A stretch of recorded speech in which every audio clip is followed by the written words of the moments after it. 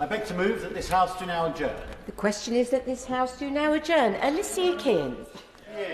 Thank you, Madam Deputy Speaker, and thank you for granting this important debate. For too long, allergies have been seen as a personal issue to be managed by the individual affected, and this needs to change. Allergies in school-aged children are rising quickly, and around 45,000 people born each year will develop an allergy. School should be a safe space for our children to grow and develop. Yet for those with allergies and their families, the joy of education is too often compromised by safety and medical risk. There are 680,000 pupils in England with an allergy, so every classroom has at least one or two living with an allergy. Tragically, it is in educational settings that anaphylaxis occurs more than any other public space, and that in and of itself should show that we need to take action.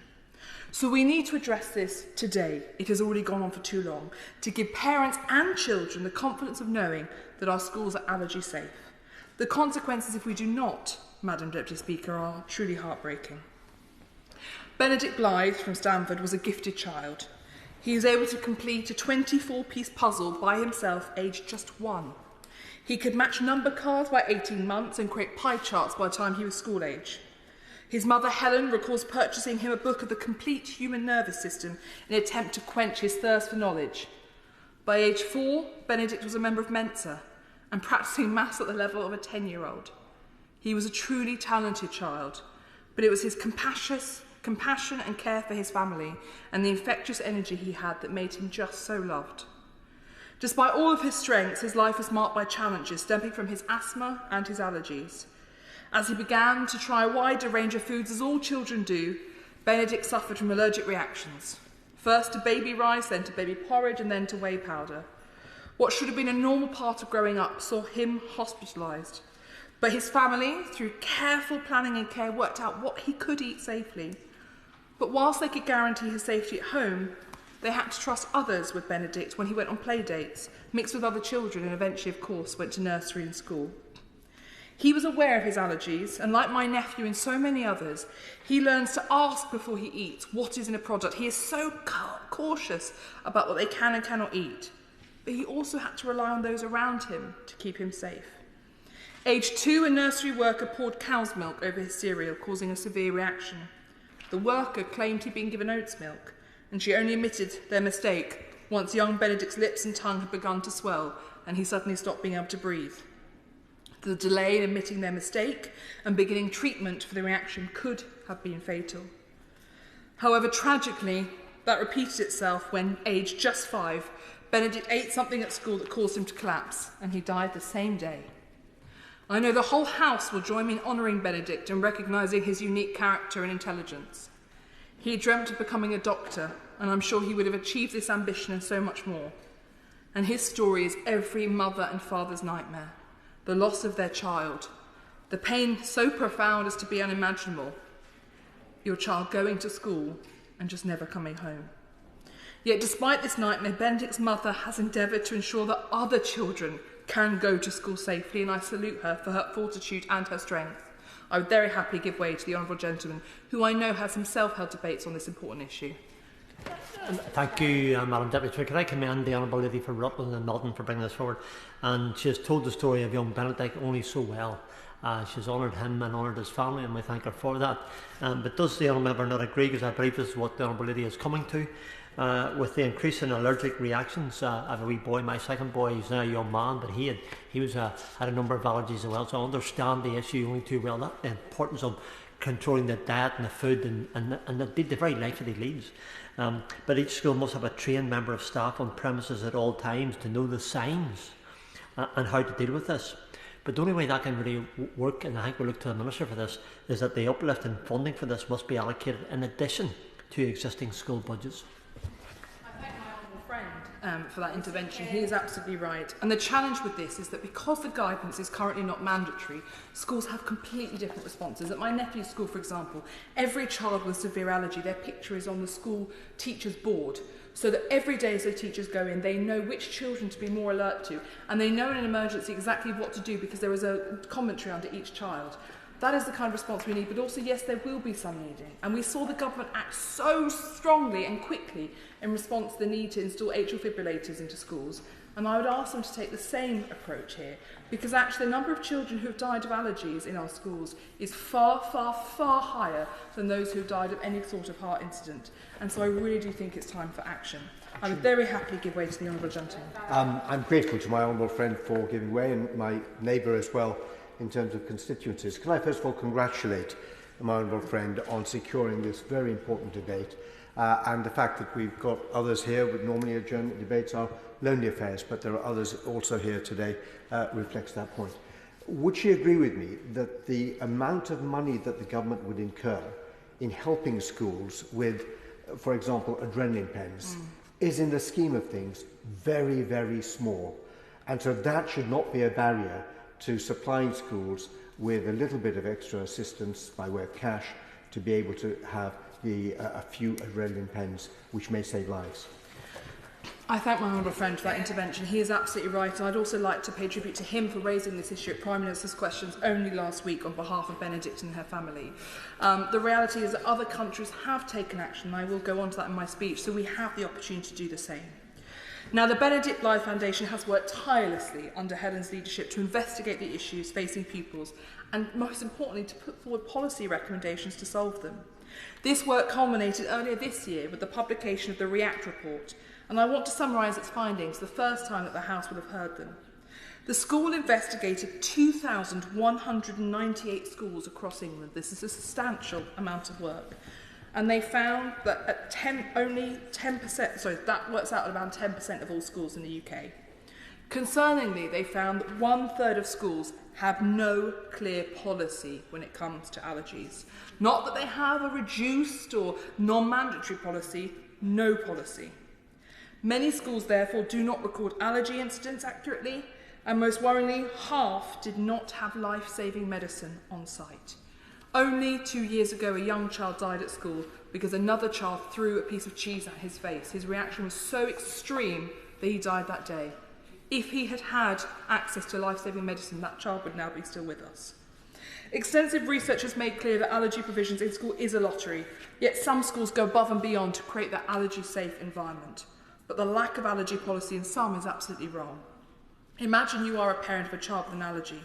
How would you feel sending your loved one to school not knowing if they will be safe?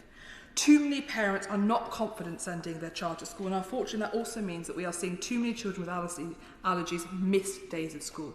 That is a priority for us to tackle. We know from the pandemic just how damaging it is not to have our children at school.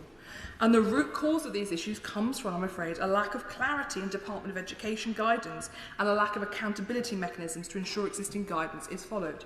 We discussed in the previous debate organised by the member for Strangford the need for this to be part of Ofsted inspections. It should be part of the mechanisms. The medical condition statutory guidance currently given to schools does not mention allergies specifically, and there is evidence that some schools consider allergies to be a dietary issue rather than a medical consideration, and that is just not good enough, and frankly it is dangerous.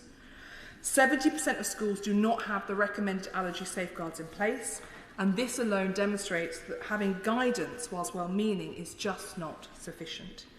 Therefore, I would ask the Minister to consider issuing new bespoke guidance to all schools for how to be allergy safe. This is not onerous, it is simply an email that can go out to every single school in the country.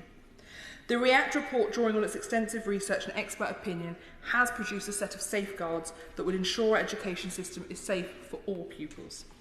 First, it argues that every allergic reaction should be recorded and reported. I'm not surprised that the Department of Education may well under-recognise the importance of this issue because that is not taking place. This will allow schools with a high number of pupils with allergies to get more support, and it will give decision makers the information they need to make informed decisions and ensure the intelligent distribution of resources. Secondly, all schools should have a specific allergy policy, including an anaphylaxis plan. Allergy is so common and potentially life-threatening that it should have its own bespoke policy separate from other medical conditions. Thirdly, every school should have an individual healthcare plan for every child with an allergy, and this should be reviewed with a doctor. Seemingly mild allergies can quickly morph into severe reactions, and attempts at distinguishing between children on the basis of allergy severity are misled and potentially damaging. Just because a child is assessed to have a low allergy risk does not mean that on one day they may not have a severe reaction. Mandating individual healthcare plans for every child with an allergy would create this safe environment. Fourthly, funding should be given for every school to hold adrenaline auto-injector training for staff to administer them and how to administer them in a case of an emergency. Each school should also keep a spare inhaler and antihistamine as part of a bespoke allergy first aid kit within schools. Fifthly, all school staff should receive basic training on allergy awareness, management and emergency response. I think this is also about duty of care to staff themselves. If I was operating in that environment, I would not want to be doing so as a teacher if I did not know how to respond should a child in my care have a severe allergic reaction. I think it is vital that we give teachers the tools they need and that we ensure that best practice is learnt from schools who have comprehensive allergy plans. Finally, accountability mechanisms should be established to monitor and support schools as they implement these allergy plans. As we've seen, there is already a gulf between what the government recommends on allergies and sadly what schools are actually implementing. As we introduce better and clearer guidance, we must ensure it's followed across the country.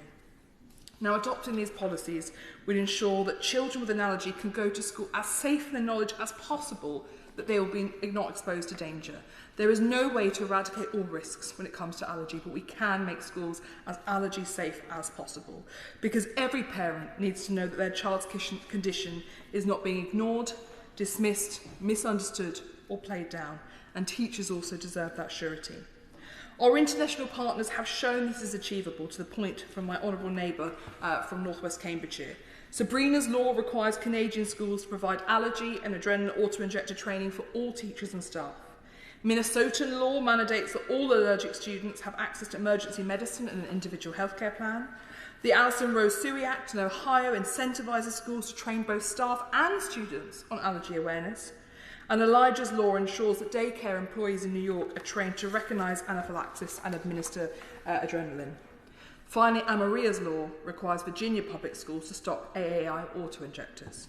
So there is no reason why children in the UK should face greater risks at school than their peers abroad. And these allergy provisions have become common practice across US, Australia and Canada for decades, and we now need to adopt them here. The policies set out by the Benedict Blythe Foundation in the REACT report show how we can not just match international standards but surpass them and make the UK the safest place for pupils with allergies to attend school in the world, because this is a condition on the rise. More and more children have allergies and we need to take action.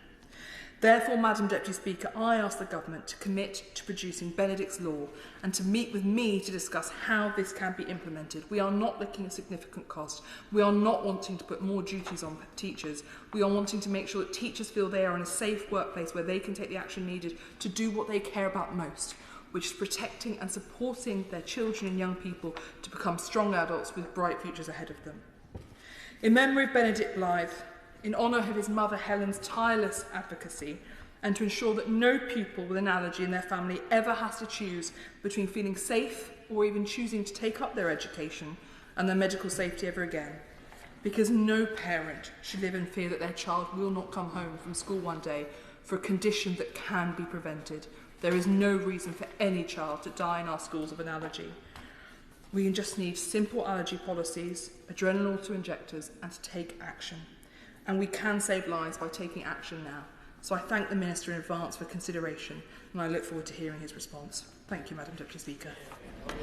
Minister Damian Hinds. Thank you very much, Madam Deputy Speaker. And I want to start by thanking my honourable friend who represents Rutland and Melton for bringing this debate to the floor of the House of Commons this evening. I've greatly valued the opportunity to hear her insights today and elsewhere on this important topic.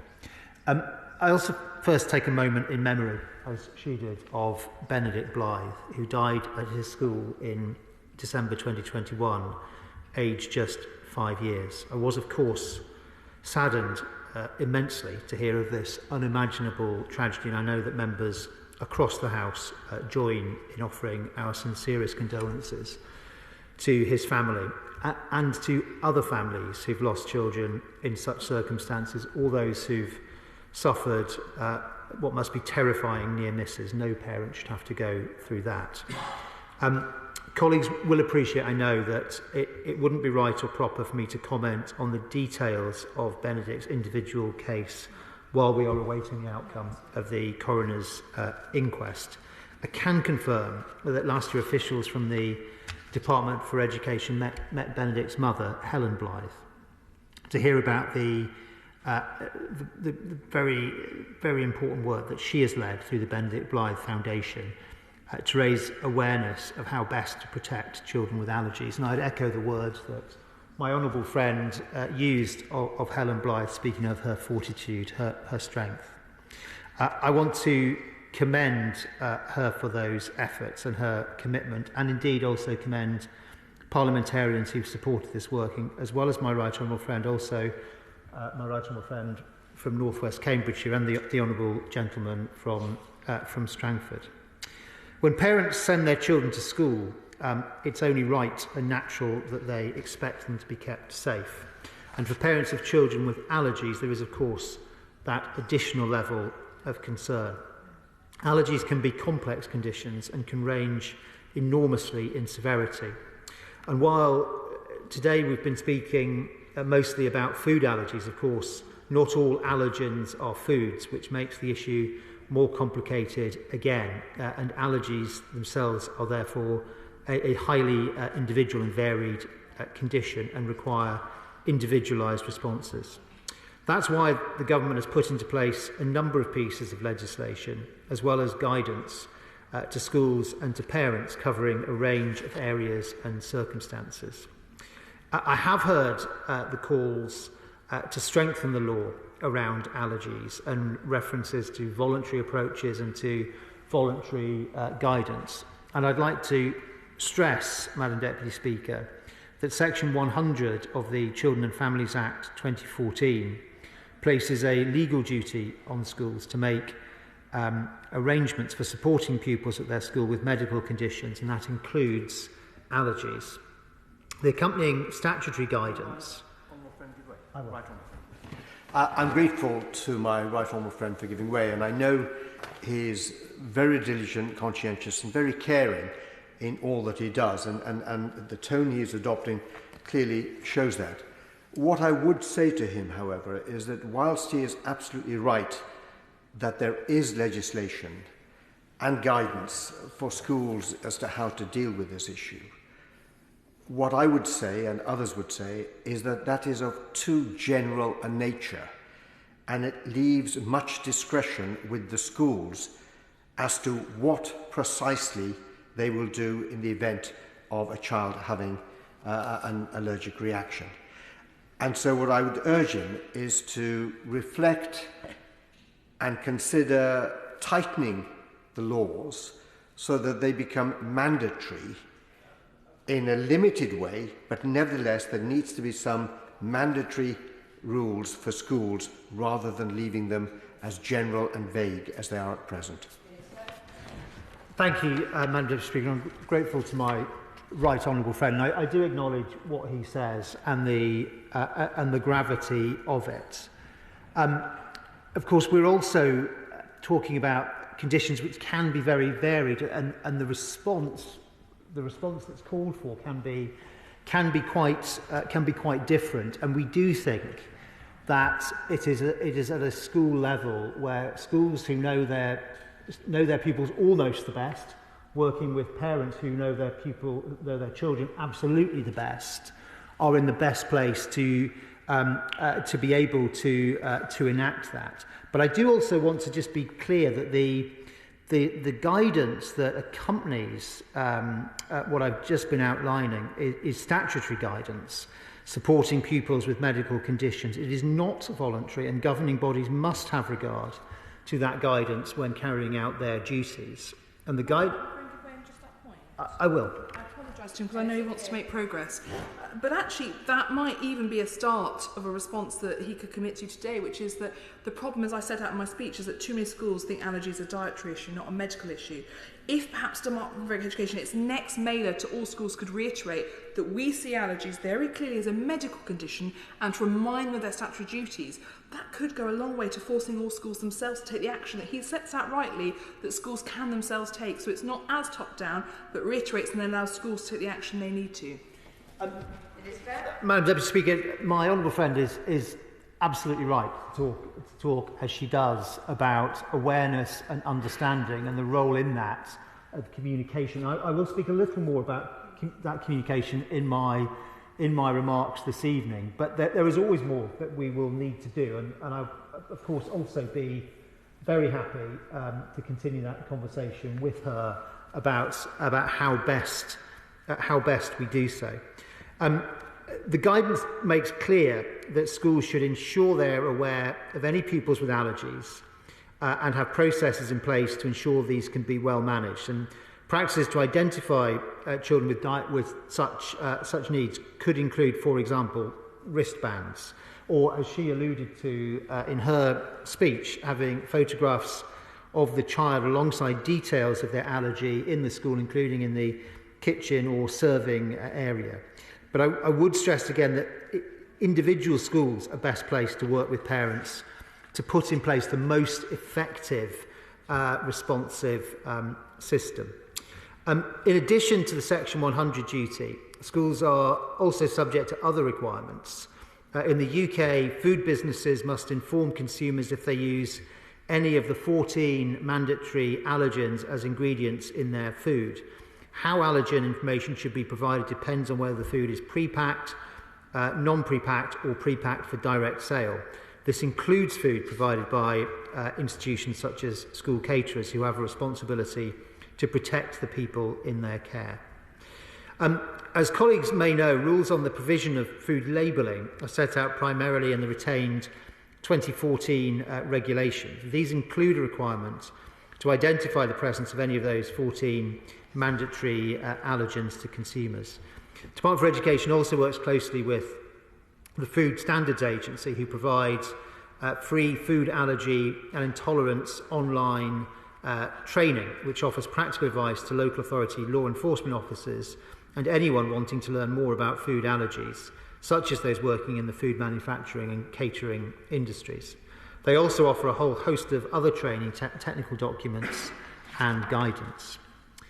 I turn now to auto-injectors, and of course auto-injectors can be literally vitally important when a child is suffering an allergic reaction. And to support schools to meet the needs of children with allergies, the government passed the Human Medicines Amendment Regulations 2017, which allows schools to obtain and hold spare adrenaline auto-injectors for administration to pupils in an emergency. The Department for Health and Social Care have produced guidance on the use of adrenaline auto-injectors and emergency inhalers in schools, including the purchase of spares. The guidance makes clear that any adrenaline auto-injectors held by a school should be considered a backup device rather than a replacement for pupils' own adrenaline auto-injectors. Beyond this, families, of course, have a vitally important role to play in managing their child's condition. We're very clear with schools that no one will know the child's needs as well as their parents, and that schools should work closely together with them. The parents of children with allergies will be working with medical professionals and other organisations to plan for and navigate their child's specific needs. Parents should be fully consulted and engaged in any discussions in relation to their child's allergy. Schools will also need to ensure that the parents, carers of children with food allergies or intolerances are given information about the allergenic ingredients used in the foods available. Good communication about allergies and pupils' needs between parents and schools is essential to keeping children safe while in school. My honourable friend referred to the role of Ofsted, I think further to the earlier points on an earlier day made by the honourable gentleman from Strangford. And as well as the importance of schools having a clear allergies policy in place and involving parents in discussion about the needs of their individual children. Ofsted inspectors gather a wide range of evidence to make their judgments, including the evaluation of the experience of particular individuals or particular groups of individuals, and that can include the experiences of pupils with medical needs if the issue is raised by parents or pupils. As part of the inspection, inspectors will make an assessment of the effectiveness of safeguarding at the school, and this includes the extent to which pupils with specific needs and vulnerabilities are kept safe. The safeguarding culture is also explored through speaking to leaders and staff about their work, including the messages that pupils receive through the curriculum. During the Westminster Hall debate last November about pupils with allergies in schools, my honourable friend informed the House that she would write to all schools in her constituency and ask them to adopt the voluntary schools allergy code co-created by the Benedict Blythe Foundation, the Independent Schools Bursars Association and the Allergy team. Taking her lead, DFE ministers instructed officials to share a link to the code in our fortnightly email bulletin to schools. That was issued on the 1st of March. That communication also reminded school leaders of their duties concerning pupils with allergies. Madam Deputy Speaker, for younger children, the Early Years Foundation Stage Framework sets the standards that all registered early years providers must meet for the learning, development and care of children from birth to age 5. The EYFS states that before a child is admitted to the setting, the provider must also obtain information about any special dietary needs, preferences and food allergies that the child has and any special health requirements. Providers must have a policy and procedures for administering medicines and must have systems for obtaining information about a child's needs for medicine and for keeping this information up to date. Training must be provided for staff where the administration of medicine requires medical or technical knowledge. Within all early years settings, there's a requirement for at least one person who has a current paediatric first aid certificate to be on the premises and available at all times when children are present and must accompany children on outings. The PFA criteria are clear that the training should include being able to help a baby or child suffering from anaphylactic shock. In September last year, we changed the adequate supervision requirement within the early years foundation stage to be explicit that adequate supervision while children are eating meals means that children must always be in sight and hearing of an adult rather than within sight or hearing. And this will help practitioners to be able to see the signs of an allergic reaction as soon as they're present and allow them to act quickly. The new Early Years Educator Level 3 qualification criteria will also come into force in September this year, ensuring that early years practitioners have an understanding of allergies and anaphylaxis. In April this year, the department published nutrition content on the Help for Early Years Providers online platform. The content includes a section on allergies and anaphylaxis to help early years providers prevent allergic reactions, recognise the signs and symptoms of an allergic reaction or anaphylactic shock, and to know what to do if they occur. On the 22nd of April, the department launched a consultation on the safeguarding requirements in the EYFS, and one of the proposals is the inclusion of a safer eating section, which includes requirements for all staff to be aware of the symptoms and treatments for allergies and anaphylaxis, and to obtain allergy action plans for children with allergies. We plan to publish our response to that consultation in the autumn. Drawing to a conclusion, Madam Deputy Speaker, I've outlined the various legislation and guidance that covers allergies in schools. Given the complexity and individual nature of food allergies, the government's view is that it wouldn't be appropriate for the Department for Education to legislate that food providers cater for all requirements. However, through legislation, the minimum standards for school food have been clearly set out. Beyond this, head teachers, school governors and their caterers are best placed to make decisions about their school food policies that take into account local circumstances within that legislation and that guidance. We feel I will. I thank him for that. I think we find ourselves in complete agreement that schools absolutely should own their own allergy policies. So perhaps he might, from the dispatch box today, reiterate his request to schools that they do bring forward their own individual allergy policies for their schools, focused specifically on those children who have allergies, because that's what they need to hear, a clear instruction from ministers at dispatch box, because we clearly are in complete agreement. Schools should be leading on it within their own schools, but not enough of them are doing so based on the FOI research that was done by the Benedict Blythe Foundation. Look, I do agree with my honourable friend. As I said earlier, that this point about understanding and awareness is vitally important, and communication is what makes that happen. It's why we, following her lead, issued the communication by email that we did. But as I said, I totally accept there will be more to do, and I'm more than happy to carry on that conversation with her. Overall, we do feel that the existing mix of national requirements with local flexibility is the appropriate thing for this complex and extremely important issue. We do, of course, though, keep those policies always under review, and we do welcome feedback on how we can better support schools' implementation of them. I'm pleased that DfE officials are now sitting on the expert advisory group for Allergy, convened by the Department of Health and Social Care, and the National Allergy Strategy Group that looks at recommending priorities for allergy policy across government. And I would encourage stakeholders to feed any ideas and points on these issues to officials via that route. And I conclude, Madam Deputy Speaker, just by thanking once again my honourable friend for bringing this important debate in the adjournment debate time this evening. Question is, this House do now adjourn. As many as are of that opinion say aye. The ayes have it. Order, order.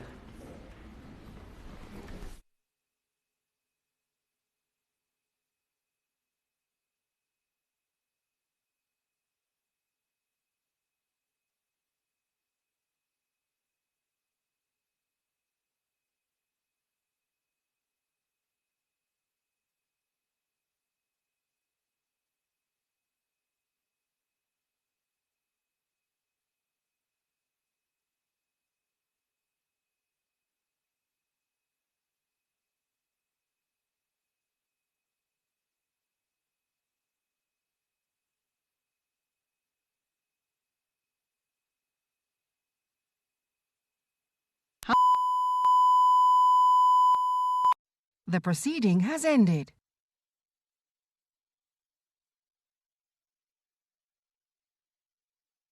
The proceeding has ended.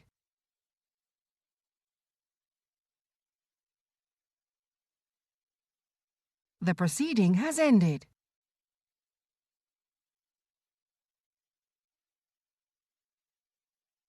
The proceeding has ended.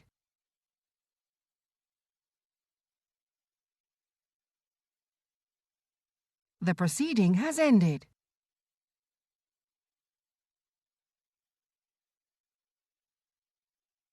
The proceeding has ended.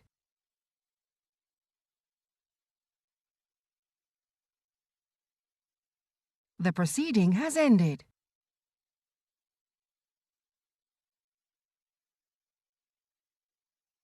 The proceeding has ended.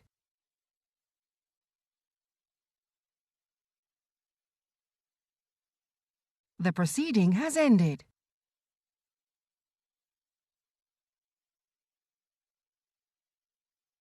The proceeding has ended.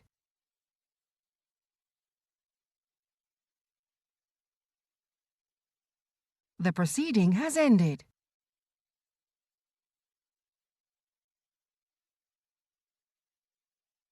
The proceeding has ended.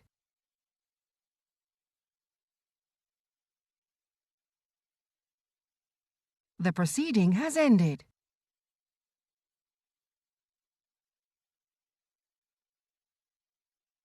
The proceeding has ended.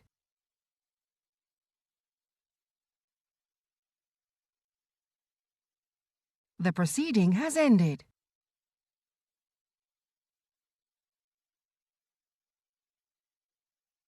The proceeding has ended.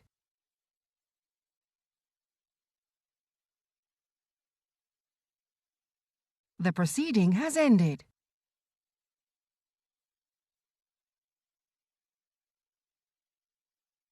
The proceeding has ended.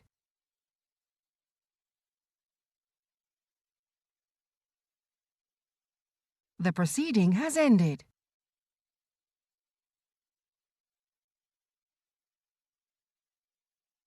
The proceeding has ended.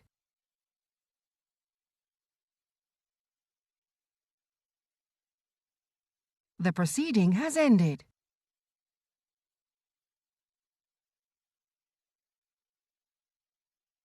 The proceeding has ended.